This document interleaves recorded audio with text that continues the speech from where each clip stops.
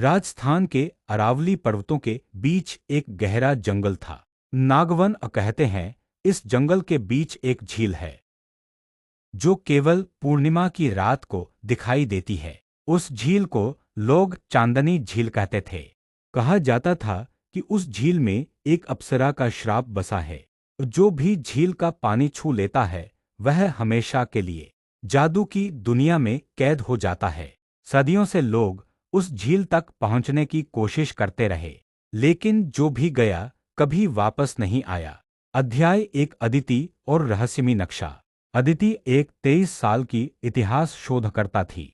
उसे पुरानी पांडुलिपियां पढ़ने का बहुत शौक था। एक दिन उसने अपने दादा के पुराने संदूक में एक पीला पड़ा नक्शा पाया। नक्शे पर किसी अजीब भाषा में लिखा था, जिसने चांद की परछाई को छू लिया वही झील का रहस्य जान सकेगा। अदिति चौंक गई।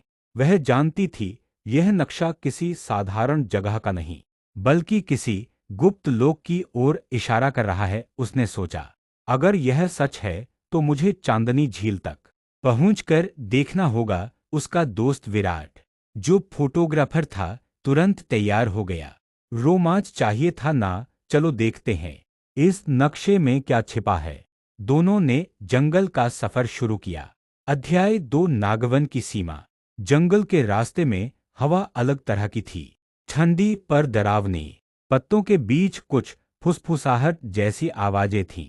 कभी पेड़ों से परछाइयां झूलती, कभी दूर से किसी के गाने की हल्की सी धुन सुनाई देती। विराट बोला, क्या तुम्हें लगा किसी ने हमारा पीछा किया? अदिति ने पीछे मुड़कर देखा, कोई नहीं था, लेकिन पत्तों के नीचे कुछ चमकता हुआ निशान दिखा। वह वही निशान था जो नक्शे में बना था, सांप जैसा घूमता हुआ गोल चिन्ह। अदिति ने धीरे से कहा, हम सही रास्ते पर हैं।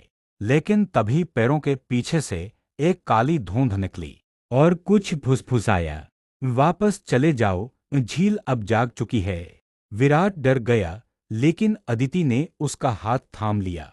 अगर डर गए तो सदियों का रहस्य फिर कोई नहीं जान पाएगा। अध्याय 3 झील का पहला दर्शन। कई घंटे चलने के बाद जब चांद पूरा निकला तो अचानक पैरों के बीच से रोशनी फूटने लगी। उनके सामने थी चांदनी झील। उस झील का पानी नीले मोती जैसा चमक रहा था। हवा में जादू था, जैसे हर सांस में कोई मंत्र घुला हो। अदिति झील के पास गई, पर झील के किनारे एक मूर्ति थी, एक स्त्री की, जिसकी आंखों से पानी बह रहा था। विराट ने पास जाकर देखा, ये तो किसी देवी जैसी मूर्ति है, पर यह रो क्यों रही है? तभी झील में से एक चांदी जैसा हाथ निकला, जिसने अदिति का हाथ पकड़ लिया। अदिति चीख पड़ी, विराट छोड़ो मुझे! पर झील में कोई खींचाव था जो उसे अंदर खींच रहा था। विराट ने पूरी ताकत से उसका हाथ पकड़ा और दोनों झील में गिर पड़े। अध्याय 4 परलोक में प्रवेश। जब अदिति ने आंखें खोली तो उसने खुद को एक चमकदार महल के सामने पाया। नीला आसमान, लेकिन उसमें तारे नहीं, बल्कि तैरती हुई दिए जैसी रोशनियां थीं। विराट बोला, ये कहाँ आ गए हम? तभी एक बूढ़ी औरत आई, जिसके बाल हवा में उड़ रहे थे और उसके हाथ में एक चमकती हुई छड़ी थी। तुमने चांदनी झील का श्राप तोड़ा है, अब तुम्हें इसका दंड भुगतना होगा। अदिति ने साहस से पूछा, आप कौन हैं? मैं झील की रक्षक अप्सरा नीरा हूं। सदियों पहले मैंने इस झील को अपने आंसुओं से बनाया था। जो भी इसे छूता है वह यहाँ फंस जाता है। अदिति ने कहा, मैं श्राप तोड़ना चाहती हूँ, बढ़ाना नहीं। नीरा मुस्कुराई, तो तुम्हें 3 परीक्षाएं देनी होंगी। अगर तुम सफल हुई तो झील का द्वार खुलेगा, वरना तुम हमेशा यहीं रहोगी। अध्याय 5 पहली परीक्षा, सत्य का दर्पण। नीरा ने अपनी छड़ी घुमाई और अचानक उनके सामने एक क्रिस्टल का दर्पण उभर आया। इस दर्पण में हर व्यक्ति अपना सच्चा चेहरा देखता है, अपनी आत्मा की सच्चाई। अगर तुम झूठी निकली तो यह तुम्हें निगल जाएगा। अदिति ने हिम्मत दिखाई और दर्पण के सामने खड़ी हो गई। दर्पण में उसका चेहरा नहीं, बल्कि एक छोटी लड़की दिखी, जो अकेले अंधेरे में रो रही थी। वह वही अदिति थी आपने बचपन की। वह रो रही थी क्योंकि उसने कभी अपने पिता को बचाने की कोशिश नहीं की थी जब वे नदी में गिर गए थे। उसकी आंखों से आंसू निकल पड़े।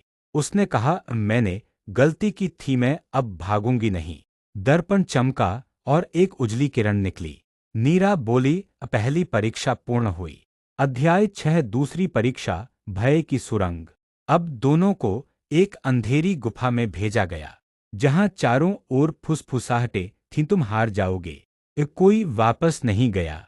विराट डर गया, लेकिन अदिति ने उसका हाथ थाम लिया। अचानक उनके सामने विराट की मां का चेहरा उभरा, जो चिल्ला रही थी, मुझे मत छोड़ो बेटा। कहानी का अगला भाग सुनने के लिए हमसे जुड़े रहे।